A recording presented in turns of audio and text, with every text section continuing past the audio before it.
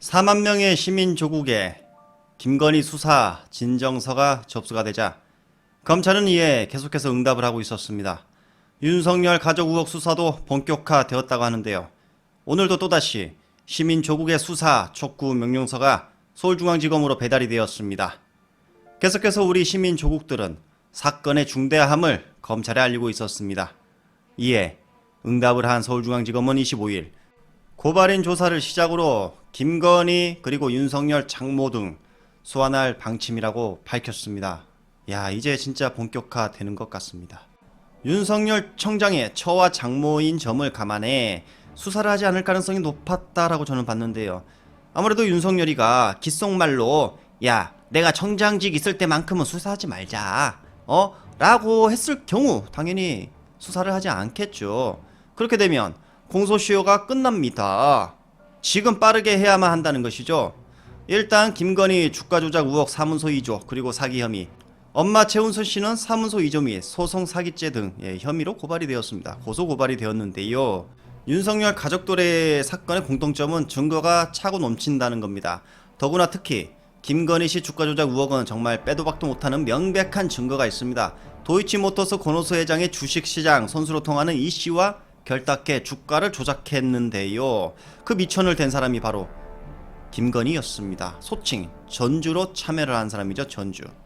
현재 윤석열 가족들의 사건 진행이 순조롭게 진행되고 있다는 것을 알려드리며 첫 번째 이야기 시작하겠습니다. 정치 일학 팩트체크. 추미애 장관 아들 의혹은 사실상 적폐들의 완패로 끝났습니다.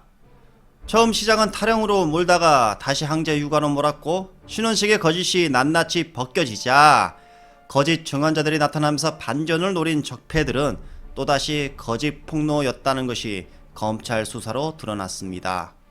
쪽국민의힘 신원식과 김도읍이 송봉에 서며 파상공세를 펼쳤지만 아무 소용이 없었습니다. 팩트를 기반한 추미애 장관과 거짓말을 일관하는 이 적폐들의 싸움은 처음에는 용어 상박이었습니다. 바로 언론들이 제 역할을 하지 않았기 때문이었죠.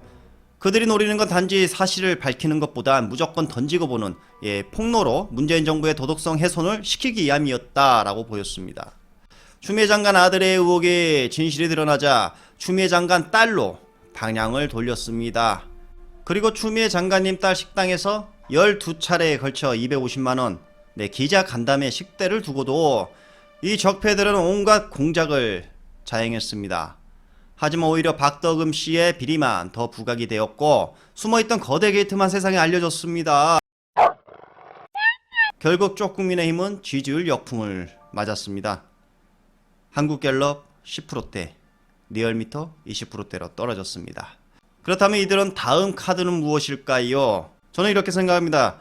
검찰을 이용해 별건 수사를 통해 또 다른 혐의를 찾아 공격을 할 것이다. 아니나 다르게 추미애 장관의 아들과 전 보좌관 그리고 군 지원 장교 사무실 등 압수수색을 시작했습니다.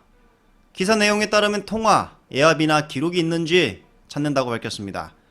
검찰은 보좌관과 군 장교 휴대전화를 확보하고 두 사람 간에 이루어진 통화 내역을 확인 중이라고 알려왔습니다. 최근 추미애 장관 전 보좌관은 군과 통화한 내역은 휴가 영장과 관련한 단순 문의 차원이었다라고 밝혔습니다. 절대 청탁이나 예압은 없었다라고 했는데요. 이 진술에서 검찰은 팩트를 찾고자 이렇게 압수수색을 했다고 밝혔습니다. 그렇다면 굳이 압수수색이 필요했을까요? 보좌관의 휴대폰만 압수하면 끝나는 문제 아닐까요? 제가 볼 때는 또 다른 혐의로 물타기를 위한 정형적인 별건 수사다라고 생각합니다.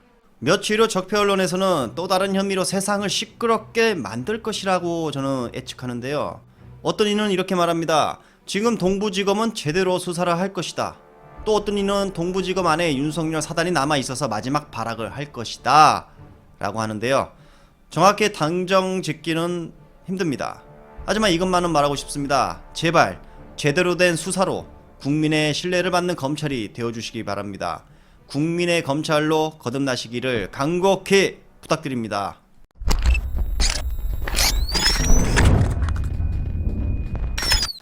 두 번째 이야기는 적폐 언론들이 제기했던 추미애 장관 아들 10가지 의혹이 결국 100% 거짓을 넘어 이건 사기였다는 것이 밝혀졌습니다.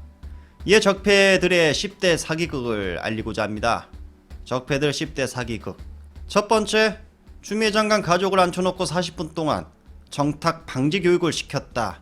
알고 보니 수료자 가족 전체를 체육관에 모이게 하고 교육시켰다.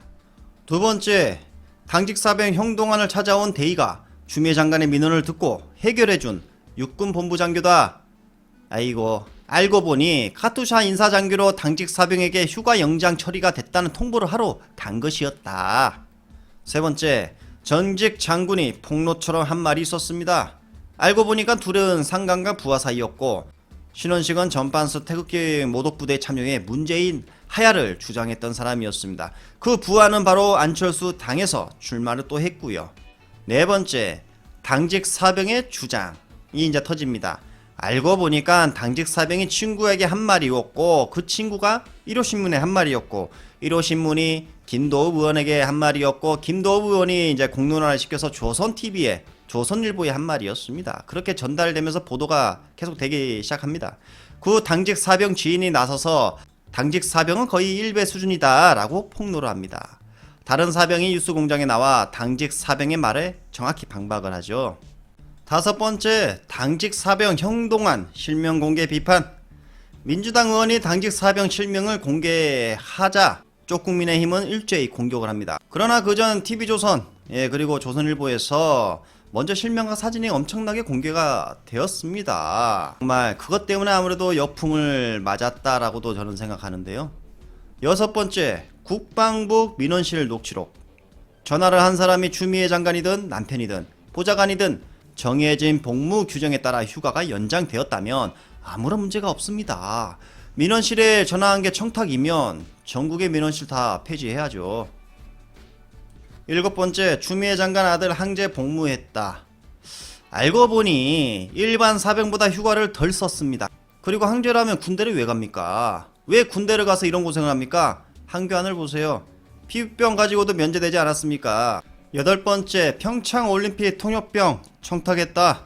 당시 군 지도부가 오히려 영국 유학까지 다녀온 인재를 떨어뜨리기 위해 추첨을 해서 추미애 장관 아들을 제외시켰습니다. 아홉 번째, 용산 부대로 배정 청탁했다.